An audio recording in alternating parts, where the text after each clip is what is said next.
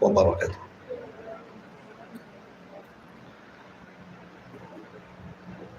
Alhamdulillah, salatu wassalamu ala Rasulillah wa ala alihi wa sahbihi wa mawalah, wa la hawla wa la quwata illa billahi wa ba'd. Kita lanjutkan kajian kita, masih membahas kitab Tauhid, dan kita masuk pada bab ke-34, merasa aman dari siksa Allah dan putus asa dari rahmat Allah subhanahu wa ta'ala. Ma'asyiral muslimat yang dimuliakan Allah subhanahu wa ta'ala, bab ini menjelaskan tentang dua perkara yang berseberangan dan dua-duanya termasuk dari dosa-dosa besar. Pertama, merasa aman dari makar Allah subhanahu wa ta'ala, tapi di satu sisi ada dosa yang kebalikannya, justru putus asa dari rahmat Allah subhanahu wa ta'ala. Mu'allif rahimahullah ta'ala menyebutkan beberapa dalil dari Al-Quran dan juga hadis Nabi SAW. Pertama, surah Al-A'raf ayat 99. Allah subhanahu wa ta'ala berfirman, afa aminu makrallah fala ya'manu makrallahi illal qaumul khasir. Maka apakah mereka merasa aman dari makar Allah? Tidaklah orang-orang yang merasa aman dari makar Allah kecuali orang-orang yang merugi. Ayat ini adalah surah Al-A'raf ayat 99, di mana sebelum ayat ini menceritakan tentang akibat dan azab kepada umat-umat sebelum Islam. Di antaranya kisah tentang kaum Ad yang diazab oleh Allah subhanahu wa ta'ala dengan dinaikkan ke langit selama 7 hari atau 8 hari di atas langit dan 7 malam, kemudian diturunkan kembali ke bumi dalam posisi sudah meninggal. Kemudian setelahnya bicara tentang azab kaum Samud, bagaimana Allah subhanahu wa ta'ala mengazab mereka dengan luar biasa. Azab di mana Jibril diutus oleh Allah subhanahu wa ta'ala untuk berteriak sekali teriakan, maka semua manusia mati bergelimpangan di rumah-rumah mereka. Kemudian setelah itu Allah subhanahu wa ta'ala menceritakan tentang azab kaum Nabi Allah Syuaib alaihi salatu wassalam, yang kemudian juga menceritakan azab tentang kaum Lut dan nabi-nabi setelahnya. Baru setelah itu Allah subhanahu wa ta'ala katakan, afa amina ahlul qura an ya'tiyahum ba'suna bayatan wa hum naimun awa amina ahlul qura an ya'tiyahum ba'suna dhuha wa hum yal'abun afa aminu makrallahi fala ya'manu makrallah illal qaumul khasir. Apakah aman penduduk negeri itu? Apakah penduduk negeri itu merasa aman untuk kami datangkan kepada mereka azab kami sementara mereka sedang tertidur? ataukah mereka merasa aman saat azab kami timpakan di waktu duha sementara mereka sedang bermain-main? Apakah mereka merasa aman dari makar Allah? Tidaklah mereka aman dari makar Allah kecuali orang-orang yang merugi. Jadi dari rentetan ayat sebelum surah Al-A'raf 99 ini yang menjelaskan bagaimana azab-azab Allah Subhanahu wa taala yang Allah timpakan kepada umat-umat terdahulu. Kemudian Allah gambarkan bagaimana azab Allah Subhanahu wa taala kalau Allah timpakan kepada manusia. Terkadang manusia tidak sadar. Seperti di sini dalam ayat ke-96 dan ke-97-nya menceritakan bahwa terkadang azab Allah timpakan itu di waktu manusia sedang tertidur atau di saat manusia sedang bermain-main di waktu duha. Dan rata-rata azab Allah itu memang di waktu-waktu ini. Karena kita bisa saksikan bagaimana di negeri kita adanya tsunami, adanya gempa, adanya puting beliung, dan bencana-bencana alam yang lainnya. Kalau tidak datang di malam hari, itu datang di pagi hari saat manusia sedang lalai. Makanya Allah Subhanahu wa taala mengatakan, afa aminu makrallahi fala ya'manu makrallah illal qaumul khasir. Maka apakah mereka merasa aman dari makar Allah? Tiada yang merasa aman dari makar Allah kecuali orang-orang yang merugi. Ma'asyiral muslimat yang dimuliakan Allah Subhanahu wa taala. Lalu seperti apa gambaran orang-orang yang merasa aman dari makar Allah Subhanahu wa taala?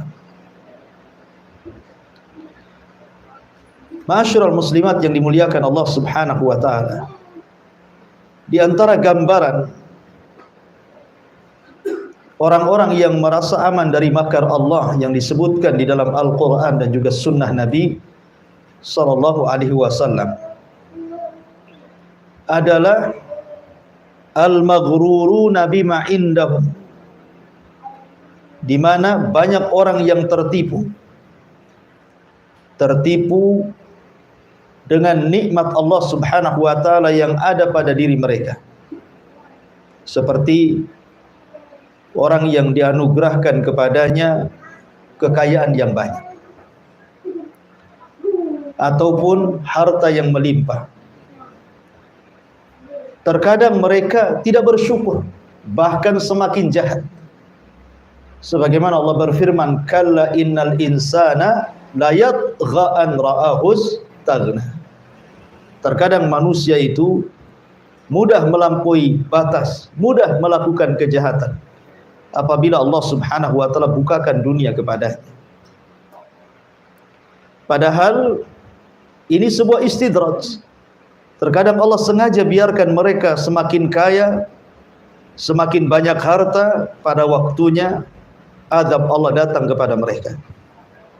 Sebagai contoh, lihat Qarun. Bagaimana Qarun yang Allah Subhanahu wa taala katakan, inna Qaruna kana min qaumi Musa fabagha alaihim wa atainahu minal kunuzi ma innal mafatiha latanu'u bil usbati ulil quwwah idh qala lahu qaumuhu la tafrah innallaha la yuhibbul farihin. Sesungguhnya Qarun dahulunya termasuk umat Musa. Bahkan dikisahkan Qarun itu orang yang taat kepada Allah Azza wa Jalla. Orang yang paling indah kalau dia membaca Taurat, sampai-sampai disebut munawwir. Akan tetapi ketika dibukakan dunia kepada Qarun, apa yang terjadi? Fabagha, dia pun melampaui batas. Padahal Allah Subhanahu wa taala katakan wa atainahu minal kunuz. Allah berikan kekayaan yang luar biasa, yang mengangkut kunci-kunci gudangnya saja latanu bil usbati ulil quwwah. Tidak cukup satu orang, tetapi rombongan orang-orang kuat yang memikul kunci-kuncinya. Bagaimana pintunya, bagaimana pula gudangnya. Orang-orang yang beriman berusaha mengingatkan Qarun dan mengatakan, la tafrah innallaha la yuhibbul farihin. Jangan bahagia, jangan bangga, jangan sombong. Allah tidak suka dengan orang-orang sombong. Tetapi apa jawaban Qarun? Dia mengatakan, innama utituhu min ilmin indi. Ya, dia mengatakan bahwa harta yang kumiliki ini hasil jerih payah. Tidak ada urusan dengan kalian. Kecerdasanku inilah yang menjadikan aku kaya. Sebagaimana orang sekarang mungkin, ya wajar aku kaya karena aku pejabat, karena aku menteri, karena aku berpendidikan tinggi. Dia mengingkari bahwa semua nikmat itu datang dari Allah Subhanahu wa ta'ala. Maka apa yang terjadi ketika kemudian semua kaumnya Musa yang mereka imannya kecil, imannya rendah, kemudian mereka bercita-cita ingin seperti Qarun, dan mereka mengatakan, ya laita lana mithla ma utiya Qarun. Duhai kiranya kami juga diberikan oleh Allah Subhanahu wa taala seperti Qarun. Mereka tidak sadar Allah sedang membuat makarnya. Wa makaru makran wa makarna makran wallahu khairul makirin. Qarun sedang membuat makar. Allah punya makar sendiri dan Allah sebaik-baik makar. Apa yang terjadi? Fa khassafna bihi wa bidalihil arda. Maka kami tenggelamkan Qarun dan seluruh harta bendanya. Ini salah satu contoh orang yang merasa aman dari makar Allah Subhanahu wa ta'ala. Di mana banyak Qarun-Qarun pada zaman sekarang yang mereka lalai taat kepada Allah hanya karena dibukakan dunia yang hanya sedikit kepada mereka. Yang kekayaan mereka tidak secuil kekayaan Qarun, tapi mereka sudah lupa dengan Allah Subhanahu wa ta'ala. Itulah orang-orang yang lupa akan makar Allah Subhanahu wa ta'ala. Atau terkadang orang-orang yang diberikan ilmu oleh Allah Subhanahu wa ta'ala, seperti Bal'am ibn Ba'urah, yang difirmankan oleh Allah Subhanahu wa ta'ala dalam surah Al-A'raf ayat 175 dan 177. Watslu alaihim naba'alladzi atainahu ayatina fansalakha minha fa'atba'ahu syaitan fakana minal ghawin. Walau syi'na la rafa'nahu biha walakinnahu akhlada ilal ardi wattaba'a hawa famathaluhu kamathalil kalbi in tahmil alaihi yalhath aw tatrukhu yalhath dzalika mathalul qaumil ladzina kadzdzabu biayatina faqsusil qasasa la'allahum yatafakkarun. Bacakan kepada mereka ya Muhammad tentang kabar seorang laki-laki yang bernama Bal'am ibn Ba'urah. Bal'am ibn Ba'urah ini, Bu, orang cerdas, diberikan oleh Allah ilmu banyak, dan dia termasuk ulama Bani Israel. Dia menguasai Ismul A'zam, nama-nama Allah yang agung, yang kalau dia berdoa dengan Ismul A'zam itu mustajab doanya. Tetapi kemudian tergiur dengan kekayaan yang disodorkan kepadanya oleh para pembesar kaumnya. Ketika datang Musa dan Bani Israel dari Mesir menuju negeri perjanjian Palestina, kemudian singgah di Bukit Khusban dekat dengan negerinya Bal'am ibn Ba'urah, maka para pejabatnya takut kalau Musa datang dalam rangka menyerbu mereka. Maka mereka minta kepada Bal'am, ya Bal'am, engkau ulama, doamu mustajab, engkau menguasai Ismul A'zam, berdoalah kepada Allah untuk kecelakaan mereka. Akhirnya kemudian Bal'am pun tidak mau pada awalnya dan mengatakan, celaka engkau, tidak mungkin aku doakan keburukan kepada seorang nabi ulul azmi kalimur rahman Musa alaihi salatu wassalam. Tapi kemudian setiap hari disodorkan jabatan, disodorkan harta, disodorkan kekayaan, akhirnya hawa nafsunya diikutinya. Maka Allah mengatakan, fansalaqa minha fa'atba'ahu syaitan. Tiba-tiba dia berpaling dari kesolehannya dan syaitan pun mengikutinya. Fakana minal ghawin, dia pun termasuk orang sesat. Padahal kalau seandainya dia menolak dan tetap di atas keulamaannya, Allah katakan walau syi'na la rafa'nahu biha, kami angkat derajat si Bal'am itu. Akan tetapi dia cenderung memilih dunia dan mengikuti hawa nafsunya. Maka permisalannya seperti anjing, kau halau atau tidak halau tetap saja menjulurkan lidahnya. Maka Allah Subhanahu wa taala akhirnya membuat Bal'am khasirat dunya wal akhirah, karena dia sudah lancang melawan Nabi Musa alaihi salatu wassalam, maka rugilah dunia dia dan rugilah akhirat dia dan terlucutilah baju keulamaannya. Itulah orang-orang yang merasa aman dari makar Allah Subhanahu wa taala, tertipu dengan pengetahuannya. Termasuk juga orang-orang yang merasa aman dari makar Allah yang disebutkan di dalam Al-Qur'an surah Qalam ayat 17 sampai 33. Allah mengatakan inna balawnahum kama balawna ashabal jannah idza aqsamu la yasrimunnaha musbihin wa la yastathnun. Sesungguhnya kami telah menguji mereka sebagaimana kami menguji orang-orang pemilik kebun yang penuh dengan buah-buahan ketika mereka bersumpah kami akan memanennya di pagi hari dan kami tidak akan sisakan kepada orang-orang miskin. Jadi dahulu di zaman Bani Israel ada orang kaya, bapaknya itu kaya raya dan dermawan. Setiap panen pertama yang diberikan itu orang-orang miskin dulu. Jadi sebelum panen orang miskin suruh masuk ke kebunnya mengambil buah-buahan yang bagus. Setelah orang miskin mengambil langsung di kebunnya, baru kemudian dipanen dan dijual. Setelah ayahnya meninggal, anak-anaknya semua bakhil kecuali satu orang. Kecuali yang tengah-tengah. Semua anaknya 5.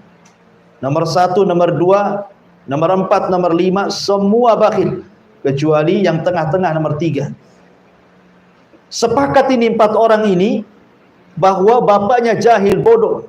Masa panennya diberikan kepada orang-orang fuqara wal masakin yang tidak ada kait-mengait dengan perkebunan katanya. Akhirnya mereka bersumpah, panen raya ini orang-orang miskin jangan sampai ada yang masuk ke kebun, sehingga kita dahului mereka di waktu pagi buta, kita harus sudah masuk ke kebun sebelum orang-orang miskin itu datang. Ya, bagaimana jahatnya orang ini. Makanya Allah Subhanahu wa taala gambarkan dalam surah Al-Qalam ini, inna balawnahum kama balawna ashabal jannah. Sungguhnya kami uji mereka sebagaimana kami telah menguji pemilik kebun yang banyak buahnya itu. Idza aqsamu, ketika mereka bersumpah, ya, la nasrimunnaha musbihin wa la yastathnun. La yasrimunnaha musbihin wa la yastathnun fatafa 'alaiha ta'ifun mir rabbika wa hum naim. Maka di malam hari orang-orang ini udah kebayang tuh hasilnya, panen rayanya sekian dan sekian, pasti akan banyak untungnya. Tiba-tiba fa'asbahat kas-sahim. Mereka tidak tahu bahwa kebunnya sudah disambar petir, kemudian menjadi gosong, tidak ada satupun tanaman kecuali terbakar. Kemudian mereka pun datang dan hendak pergi ke kebun mereka dengan peralatan. Sampai di kebun, kebunnya sudah tidak nampak lagi, yang ada hanya gosong semua, kena bakar. Kemudian salah seorang di antara mereka mengatakan, oh jangan-jangan ini bukan kebun kita. Kita cari lagi, ini mungkin kebun orang. Rupanya balik lagi ke situ, balik lagi ke situ. Memang itu kebunnya. Allah azab tuh. Ya, Allah azab orang-orang pemilik kebun ini. Padahal saudara yang pertengahannya mengatakan, qala awsatuhum alam aqul lakum laula tusabbihun. Bukankah aku sudah katakan bahwa kalian bertasbih kepada Allah? Jangan bakhil. Ikuti apa yang telah dilakukan bapak-bapak kita. Lihat hasilnya apa yang telah kalian petik, inilah hasilnya dari Allah Subhanahu wa taala. Kemudian mereka mengatakan yatalawamun, sebagian mereka saling mencela dengan yang lainnya. Barulah kemudian mereka bertobat kepada Allah Subhanahu wa taala. Lihat, Terkadang ada orang-orang yang tertipu dengan kebun, dengan hasil usaha, dengan hasil niaga, dengan hasil pertanian, dan lupa dengan sedekah.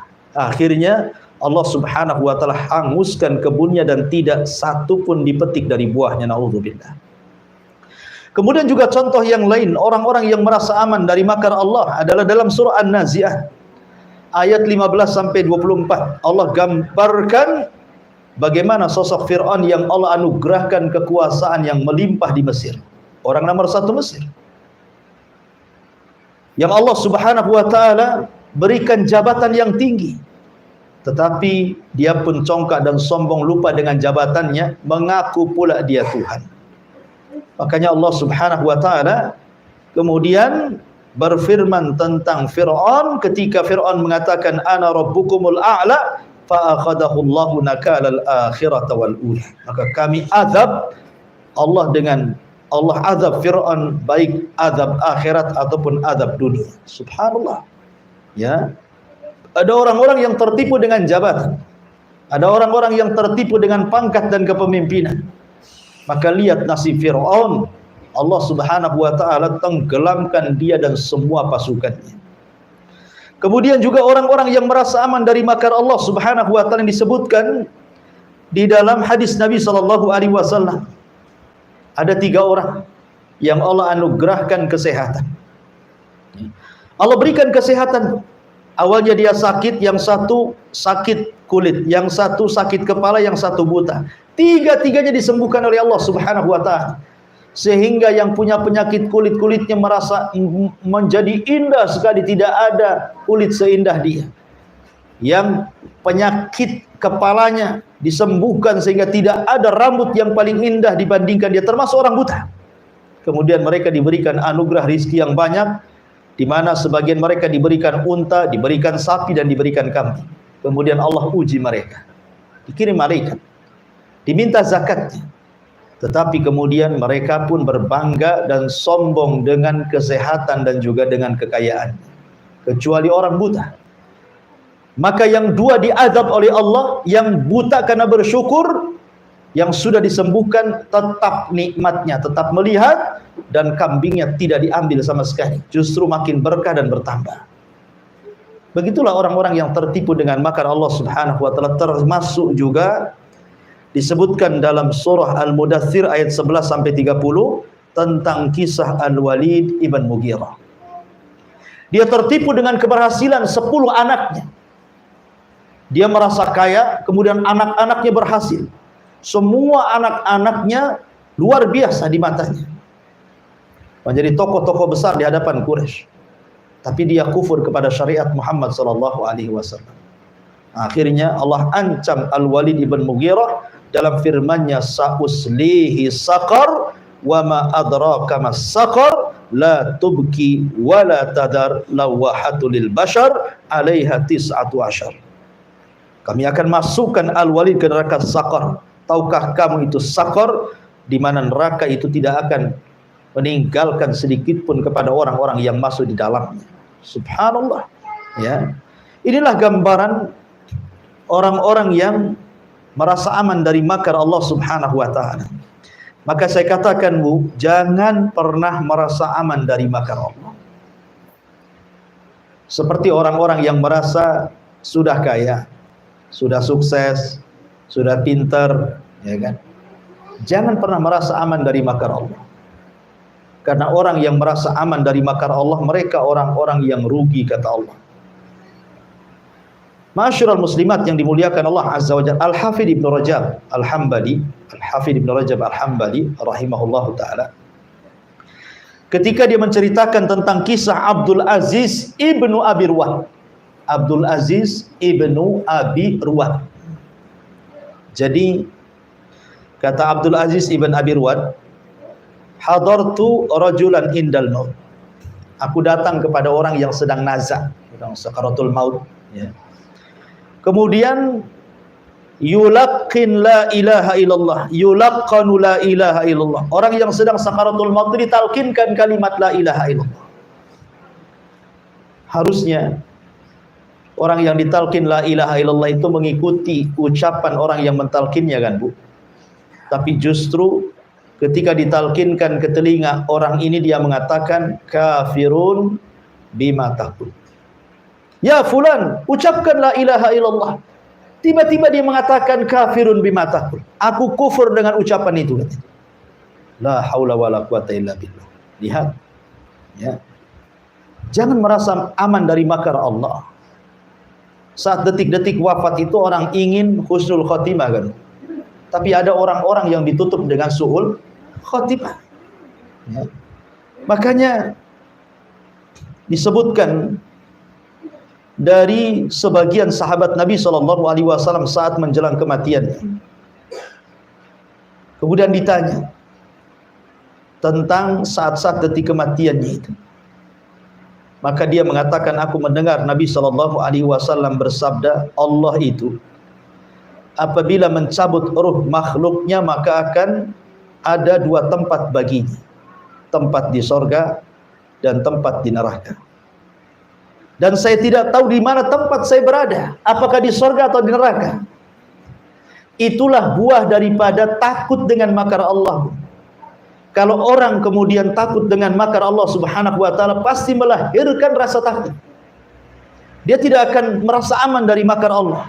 Dia takut kalau seandainya tertimpa musibah dalam kehidupannya, kemudian dia mati su'ul khatimah. Karena di zaman sekarang ini orang mati itu mudah Bu. Dia di jalan raya itu kalau nggak nabrak ditabrak. Padahal belum ada persiapan dia ketika pergi ke jalan kan. Apa orang yang ditabrak atau nabrak atau meninggal di jalan itu dia sudah persiapan di rumahnya. Nampaknya hari ini mau ditabrak nih saya ini. Nampaknya saya mau mati nih. Saya tobat dulu lah, kemudian dia ke jalan naik motor. Kan nggak ada ceritanya kayak gitu. Ya orang namanya mau ke pasar dekat saja, dikiranya dia nggak akan mati mungkin di situ kan. Rupanya ajalnya sudah sampai di situ. Betapa banyak orang yang mati tidak di atas husnul khatimah, itu karena dia merasa aman dari makar Allah Subhanahu wa taala. Oleh karena itulah maka bab ini, merasa aman dari makar Allah ini, melahirkan sebuah ibadah takut kepada Allah Subhanahu wa taala. Makanya banyak-banyaklah berdoa Bu, dengan doa yang diajarkan Rasul, ya muqallibal qulub tsabbit qalbi ala dinik. Wahai zat yang membolak-balikan hati, tetapkan hatiku di atas ketaatan kepadamu. Ya. Itu diantara dosa yang pertama, merasa aman dari makar Allah Subhanahu wa taala. Kemudian ayat yang kedua, surah Al-Hijr ayat 56. Qala wa man yaqnatu min rahmatillah wa man yaqnatu min rahmati rabbih illa dhalun. Ibrahim berkata, tidak ada yang putus asa dari rahmat Rabbnya kecuali orang-orang yang sesat. Ma'asyiral muslimat yang dimuliakan Allah Subhanahu wa taala. Jadi di sini mu'alif rahimahullahu ta'ala menjelaskan tentang surah Al-Hijr. Jadi surah Al-Hijr ini Bu, sebenarnya ada kisahnya. Kisah tentang Nabi Allah Ibrahim alaihi salatu wassalam. Jadi Ibrahim ini kedatangan tamu ceritanya. Tamu ini adalah para malaikat, Jibril, Mikail dan Malakul Maut. Menjelma sebagai 3 anak muda tampan dan kekar. Kemudian berjumpa dan bertamu ke rumah Ibrahim, membawa 2 misi. Pertama, menghancurkan negeri Sodom, negeri Lut, keponakan Ibrahim. Dan misi yang kedua, memberi kabar gembira kepada Sarah akan kelahiran Ishak. Padahal Sarah itu sudah tua, menopause, mustahil punya anak. Ya. Jadi ketika masuk malaikat ini, kemudian diberikan makanan tak mau makan, diberikan minum tak mau minum. Ketakutan Ibrahim, jangan-jangan orang jahat. Tetapi kemudian diberitahu bahwa mereka adalah tamu-tamu Allah Subhanahu wa taala untuk membawa misi menghabar gembirakan kepada Ibrahim akan kelahiran Ishak dari Sarah dan akan mengadab kaum Lut. Maka mereka mengatakan, la taujal inna nubashiruka bigulamin alim. Jangan takut wahai Ibrahim, sesungguhnya kami datang memberi kabar kepadamu akan kelahiran anak yang cerdas.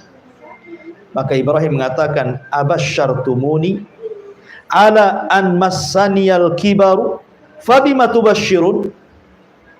Apakah kalian akan menghabarkan sesuatu kepadaku padahal aku sudah tua renta? Mustahil punya anak. Istriku juga sudah tua dan mandul, mustahil. Ya. Tetapi kemudian mereka mengatakan, basyarnaka bilhaq. Kami menghabar gembirakan kepadamu ya Ibrahim dengan kebenaran. Fala takum minal qanitin. Maka janganlah kamu termasuk orang yang putus asa. Malaikat ini menasihati Ibrahim, jangan putus asa. Kalau engkau sudah tua, istrimu sudah tua dianggap mandul, bukan berarti Allah tidak sanggup memberikan anak, tidak. Makanya malaikat mengatakan, fala takun minal qanitin. Ya. Janganlah engkau putus asa. Tapi Ibrahim alaihi salatu wasallam menegaskan bahwa dia tidak putus asa. Makanya dia mengatakan, wa man yaqnut min rahmati rabbih illa dhalun. Ya. Ibrahim berkata, tidak ada yang berputus asa dari rahmat Allah kecuali orang-orang yang sesat. Dan saya bukan termasuk orang yang putus asa. Tetapi Ibrahim hanya mengatakan, kayaknya mustahil saya punya anak deh. Saya sudah tua, istriku sudah tua, sudah mandul. Ana mungkin punya anak, begitu ya. Jadi Ibrahim itu hanya sekedar kayaknya mustahil, bukan putus asa. Makanya Ibrahim membantah perkataan malaikat bahwa dia tidak putus asa. Bahkan dia mengatakan, wa man yaqnut min rahmati rabbih illa dhalun. Tidak ada yang berputus asa dari rahmat Allah kecuali orang-orang yang sesat. Baik, ma'asyiral muslimat yang dimuliakan Allah Subhanahu wa taala, ini dosa kebalikan dari dosa yang pertama. Dosa pertama kan aman dia, merasa aman dari azab Allah sehingga maksiat sesukanya dan begitu seterusnya gitu ya. Ya. Tetapi yang kedua ini justru ketakutan yang berlebihan. Ketakutan yang berlebihan sehingga kemudian dia merasa bahwa Allah Subhanahu wa taala tidak akan mengampuni dosa-dosanya. Jadi dia ingin tobat, tapi takut dengan tobat. Karena terlampau banyak dosanya, sehingga dia menganggap Allah itu tidak ghafur, tidak rahim. Allah itu tidak maha pengampun, tidak maha penyayang.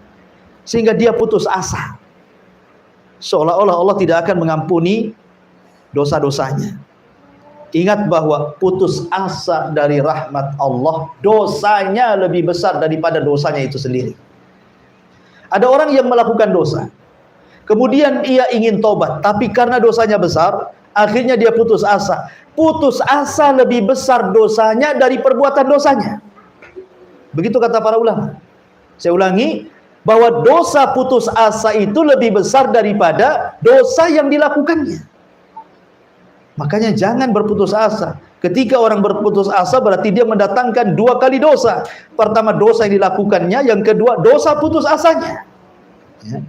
Makanya putus asa itu termasuk min kabair adz-dzunub, termasuk dosa daripada dosa-dosa besar. Ma'asyiral muslimat yang dimuliakan Allah Azza wa Jalla, ingat bahwa rahmat Allah Subhanahu wa taala itu sangatlah luas. Allah itu sayang dengan kita. Bahkan Allah Subhanahu wa taala berfirman di dalam Al-Qur'anul Karim, "Qul ya ibadiyalladzina asrafu ala anfusihim la taqnatu min rahmatillah innallaha yaghfiru dzunuba jami'a." Lihat ayat ini. Allah katakan, ya ibadiyalladzina asrafu, wahai hamba-hambaku yang melampaui batas, yang terjerumus kepada dosa. La taqnatu min rahmatillah. Jangan kalian putus asa dari rahmat Allah. Innallaha yaghfiru dzunuba jami'a. Allah mengampuni semua dosa. Lihat tartib ayatnya. Sebelum Allah Subhanahu wa taala mendengar tobat kita, sebelum kita katakan astagfirullah, sebelum kita katakan atubu ilaik, sebelum kita katakan aku nyesal, aku bertobat ya Rabb, Allah sudah mendahulukan rahmatnya dan mengatakan la taqnatu min rahmatillah. Allah sodorkan dulu, hei hamba-hambaku yang melampaui batas, jangan putus asa dari rahmat Allah. Baru Allah katakan Allah mengampuni semua dosa. Seolah-olah Allah ingin katakan sebelum kita mengucapkan meminta ampun kepadamu ya Rabb, Allah terlebih dahulu mengatakan kepada kita, jangan putus asa dari rahmat Allah. Nah, ini kan luar biasa. Kasihannya Allah kepada kita. Sebelum kita ngomong saya bertobat, itu Allah sudah katakan jangan putus asa dari rahmat Allah. Menunjukkan bahwa kasih sayang Allah itu luar biasa. Lihat dalam sejarah, ketika orang-orang Quraisy datang kepada Rasul meminta mukjizat untuk bulan dibelah dua, Rasul tolak? Tidak. Rasul berdoa kepada Allah. Akhirnya bulan terbelah dua dan Allah mengatakan iqtarabatis sa'atu wan syaqqal qamar. Lihat bagaimana mukjizat Rasul, bulan terbelah dua. Untuk apa? Untuk apa Allah Subhanahu wa taala mengabulkan bulan terbelah dua coba? Padahal Allah tidak berhajat dengan manusia. Kita yang berhajat dengan Allah.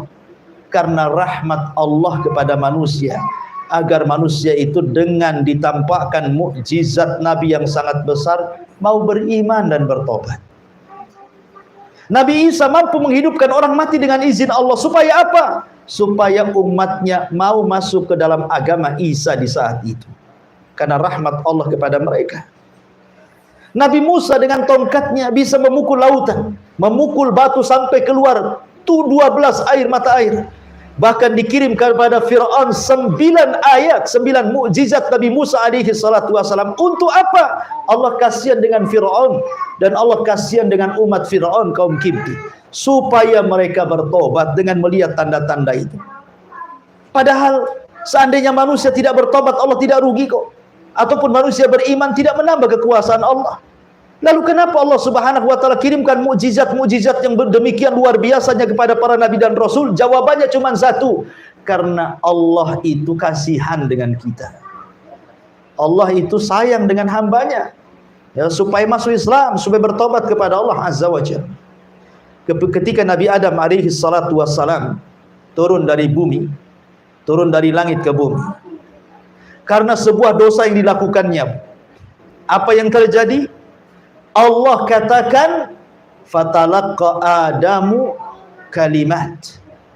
Fatalaqqa Adam kalimat min rabbih. Maka Allah Subhanahu wa taala ajarkan Adam beberapa kalimat tobat untuk Adam tobat kepada Allah. Sebelum Adam bertobat, Allah ajarkan kalimat tobatnya sebaiknya. Adam, kalau kau ingin bertobat, nih baca kalimat ini. Ya. Kenapa Allah Subhanahu wa taala ajarkan kepada Adam beberapa kalimat tobat sebelum Adam bertobat? Menunjukkan sayangnya Allah kepada Adam. Ya. Karena seluruh Bani Adam kita ini, Bu, kita ini bukan tercipta dari api, bukan juga tercipta dari cahaya, tapi kita tercipta dari tanah yang memungkinkan bisa jadi cahaya, yang memungkinkan bisa jadi api. Kita tercipta dari tanah.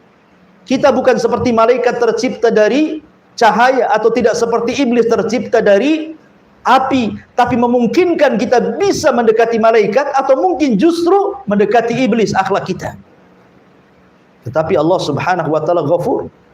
Allah itu Rahim. Allah itu Maha Pengampun dan Maha Pemberi rahmat kasihan kepada hambanya. Tetap saja dosa sebesar apapun yang kita lakukan kepada Allah Azza wa Jal, Allah pasti menerimanya. Ma'asyiral muslimat yang dimuliakan Allah Azza wa Jal, dari sini jangan pernah kita al-qunut min rahmatillah, agar kita jangan sampai putus asa dari rahmat Allah Subhanahu wa taala. Kenapa? Karena putus asa itu satu termasuk sifat-sifat orang kafir. Allah mengatakan, "Wa man yaqnut min rahmati rabbih illa dhalum." Tidaklah yang putus asa dari rahmat Rabbnya kecuali mereka orang-orang yang sesat, orang-orang kafir. Dalam surah Yusuf, illal qaumul kafir, kecuali orang-orang kafir yang selalu putus asa dari rahmat Allah. Kemudian putus asa dari rahmat Allah termasuk bukan sifatnya orang-orang yang beriman, karena orang-orang yang beriman tidak pernah putus asa. Dan putus asa dari rahmat Allah adalah bentuk mendustakan Allah dan Rasulnya. Putus asa dari rahmat Allah adalah su'ul adab. Dia sedang buruk adabnya kepada Allah Subhanahu wa taala. Dan putus asa dari rahmat Allah menyebabkan orang masuk kepada kekufuran dan dosa besar. Putus asa dari rahmat Allah adalah melalaikan mengingat Allah Subhanahu wa taala. Dan putus asa dari rahmat Allah menjadikan orang terus berbuat maksiat dan tidak mau tobat. Dan putus asa dari rahmat Allah Subhanahu wa taala akan terhalang maghfirah dari dia dan termasuk kerusakan hati yang dimiliki oleh pemiliknya. Cukuplah kisah seorang yang membunuh 99 nyawa. Di zaman Bani Israel, Bu, ada 99 nyawa dibantai oleh satu orang jahat. Kemudian Allah titipkan di hatinya ingin bertobat. Akhirnya dia bertanya kepada sang abid, orang ahli ibadah. Tapi ahli ibadah ini jahil, tidak tahu fatwa. Memfatwakan yang salah dan mengatakan, karena engkau sudah membunuh 99 jiwa, tidak ada tobat bagimu. Murkalah dia, dibunuhlah rahib itu, genap jadi 100 nyawa. Akhirnya dia pun bertanya kepada sang alim. Kata sang alim, kalau kau ingin bertobat, berjalanlah ke sebuah negeri. Negeri itu penuh dengan orang soleh, belajar di sana. Belajar kau tobat di sana. Tinggalkan negeri sini. Negeri sini banyak keburukannya. Akhirnya dia pun berjalan ke negeri orang-orang baik itu. Di tengah jalan, dia pun kemudian meninggal. Subhanallah. Dia bukan nabi. Dia bukan rasul, dia bukan wali, dia bukan orang soleh, tapi dia penjahat, pembunuh 100 nyawa. Tetapi Allah kematiannya, Allah utus 3 malaikat, malaikat rahmat, malaikat azab, dan malaikat hakim. Malaikat rahmat mengatakan, ini ruh milikku, dia pantas masuk surga. Kata malaikat azab mengatakan, ini ruh milikku, pantas dia masuk neraka. Datanglah malaikat pemutus, hakim, kemudian mengatakan, ukurlah kematian dia dengan desa yang dituju, apakah lebih dekat dibandingkan dengan tempat dia bertanya kepada sang adik. Subhanallah, Allah itu rahim. Sebenarnya jarak dia dengan orang yang bertanya lebih dekat dibandingkan desa yang akan dituju. Tapi keinginan taubatnya Allah lipat bumi. Bayangkan, Allah lipat bumi. Sehingga jarak ke tempat desa yang hendak bertobat lebih dekat dibandingkan kepada orang alim. Artinya malaikat rahmat berhak dengan ruhnya dan ia masuk ke dalam surga. Coba, itu kasih sayang siapa? Allah Subhanahu wa taala. Ya, begitulah Allah Subhanahu wa taala. Kita mempunyai Allah itu Tuhan yang Maha Penyayang, lagi Maha Pengasih kepada hamba-hambanya. Oleh karena itulah maka jangan pernah putus asa dari rahmat Allah. Jangan pernah putus asa. Dengan cara apa? 1, perbanyak husnudzon, berbaik sangka kepada Allah. Jangan suudzon.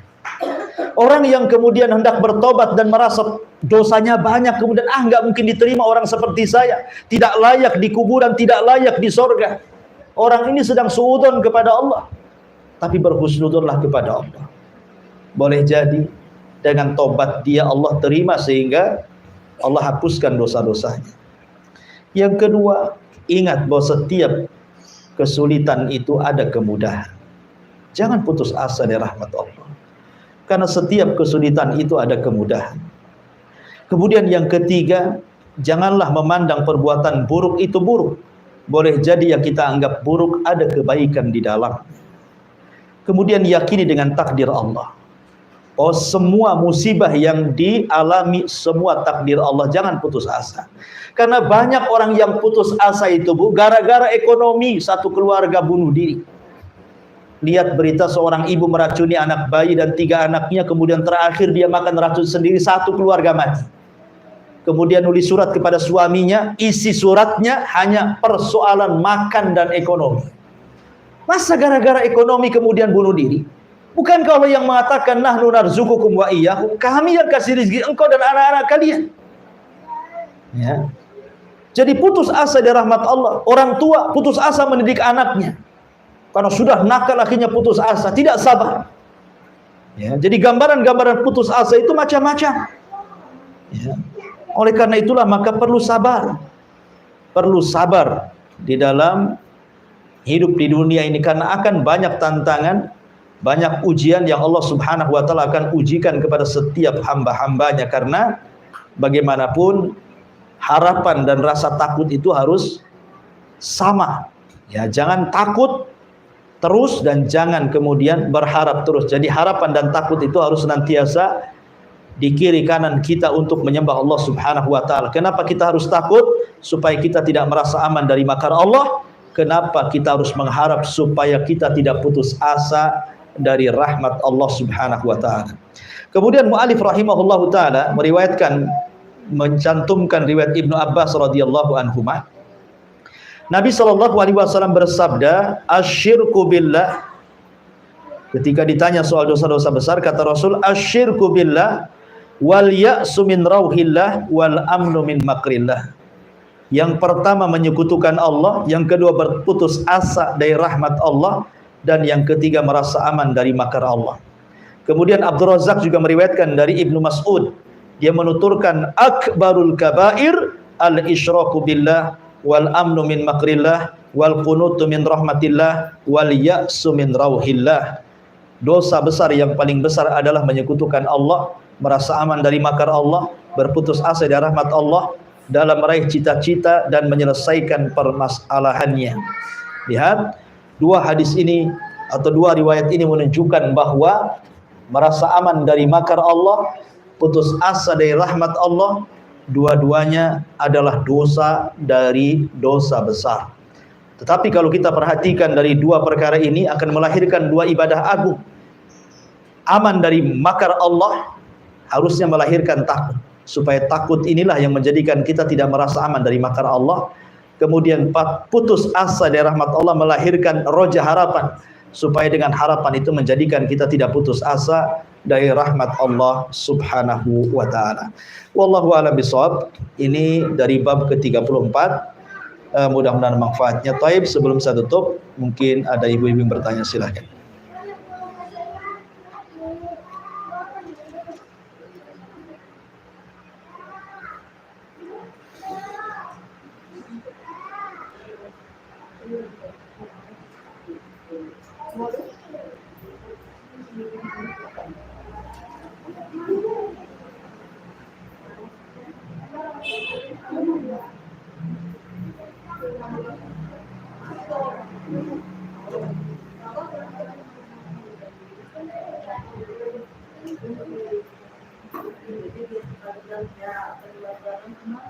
Ya, nggak ada, kita tutup kalau nggak ada.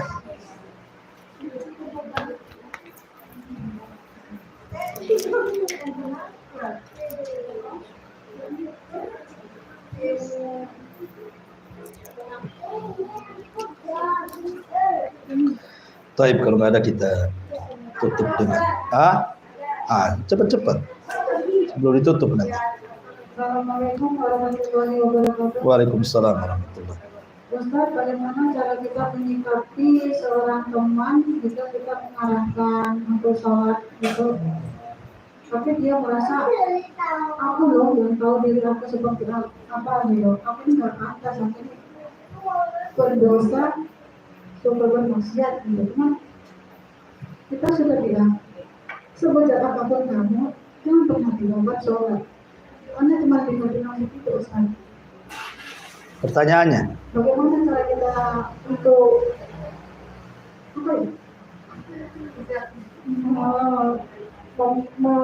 memberitahukan teman tadi supaya dia bisa? Iya, paham Pak. Ya, ibu ini bertanya menasihati kawannya. Iya, Ustaz. Sholat, kata kawannya, nggak usah pedulikan lah, aku ini orang banyak dosa gitu ya. Dia merasa diri dia itu nggak pantas. Intinya dia itu sedang putus asa. Dia merasa putus asa dari rahmat Allah di satu sisi, di sisi lain dia merasa aman dari makar Allah. Orang kayak gitu dua tuh dosanya. Ibu datang menasihati dia sholat, tapi dia merasa bahwa saya ini tidak pantas sholat, dosa saya banyak, kan itu ya. Berarti orang ini terjerumus kepada dua hal yang kita bahas ini. Satu, dia merasa aman dari makar Allah. Ketika dia bermaksiat dan tidak beribadah, itu artinya dia merasa aman dari makar Allah. Kemudian yang kedua, ketika dia mengatakan aku tidak layak dan tidak pantas sholat karena aku ini pendosa, berarti dia putus asa dari rahmat Allah Azza wa Jalla. Dua, dia masuk ke dosa besar. Ya. Jadi ibu nasihati dia, pertama doakan. Itu yang paling utama dan pertama, berdoa kepada Allah agar Allah Subhanahu wa taala membuka hatinya. Karena bagaimanapun yang bisa membuka hati seorang manusia itu hanya Allah. Di tangan Allah lah hati itu digenggam. Maka minta kepada Allah yang menggenggam hati setiap manusia agar membolak-balikan hati orang tersebut sehingga dia sadar. Yang kedua, Bu, ibu jangan bosan menasihati dia. Jangan pernah bosan. Kemudian cari bahasa yang jauh lebih pantas lagi, lebih lembut lagi. Ya, bila perlu kemudian ibu bahagiakan dia dengan cara mungkin ya, ajak jalan, ajak makan, ajak gimana gitu ya, supaya dia senang gitu ya. Kemudian jelaskan kepada dia bahwa perkataan dia itu tidak benar. Kalau dia mengatakan saya ini pendosa, ingat, dosa dengan ibadah itu sesuatu yang berbeda. Contoh nih, ada orang pakai jilbab tapi lisannya masih gibah. Kemudian dikatakan, daripada lidahmu masih sepanjang jilbabmu, bagus kau copot jilbabmu. Kan ada orang gitu, Bu ya. Wow, itu menang jilbabnya aja panjang menjulur, digeser-geser ke tanah. Kalau sudah gibah itu lidahnya lebih panjang lagi itu katanya. Ya. Kita katakan gibah dengan pakai jilbab itu sesuatu yang berbeda. Dia pakai jilbab, dia dapat pahala dengan jilbabnya. Dia ghibah, dia akan membawa dosa ghibahnya. Nanti tinggal ditimbang. Ya, antara pahala jilbab dengan dosa ghibahnya ditimbang nanti. Daripada kemudian sudah tidak pakai jilbab, ghibah lagi, kan kurang ajar, Bu. Dua dia dosanya. Dosa membuka aurat, dosa ghibah pula, kuadrat lah dia. Ya. Jadi jangan kemudian salahkan orang yang gibah itu, jangan disalahkan jilbabnya. Nggak ada hubungan jilbab dengan gibah. Ya, jadi gibah dosa, jilbab berpahala. Wa ma taf'alu min khairin ya'lamullah.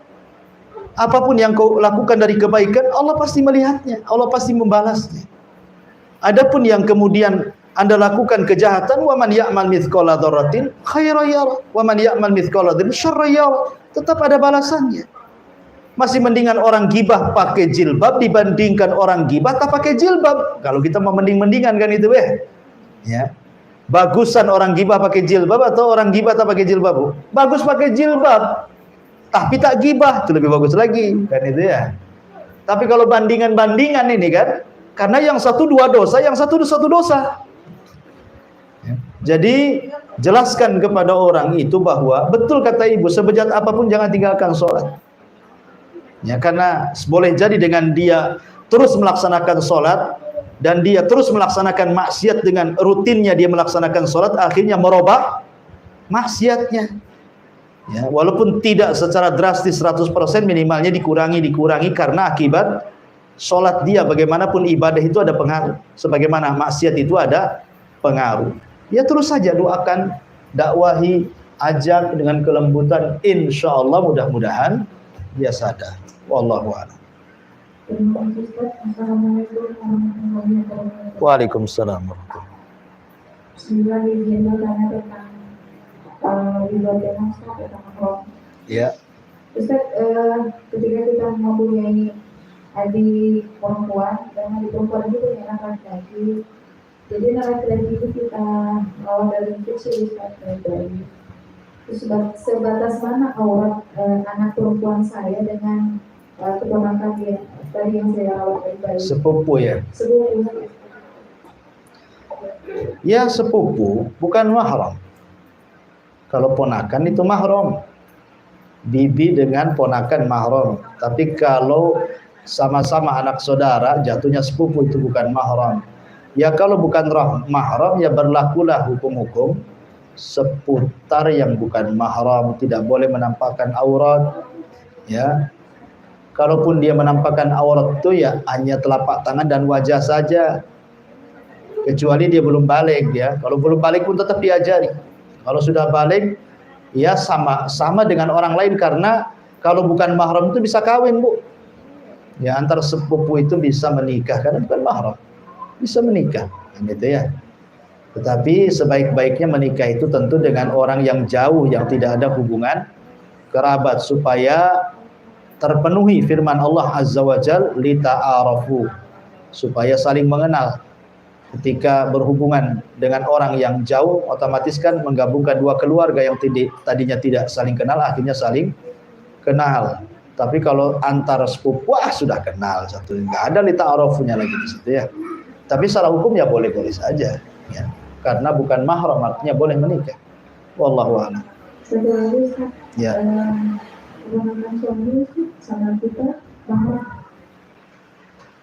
Keponakan suami tidaklah. Bukan. Kalau dari keluarga suami itu beda lagi, bukan mahram. Ya, ya. Kecuali kalau ibu punya adik perempuan, punya anak laki-laki, berarti ibu dengan ponakan itu mahram.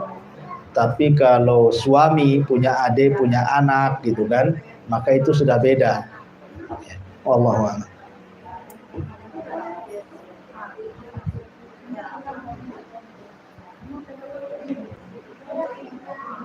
Oke, sampai di sini. Subhanaka wa bihamdika asyhadu an la ilaha illa anta astaghfiruka wa atubu ilaik. Wallahu ta'ala. Assalamualaikum warahmatullahi wabarakatuh.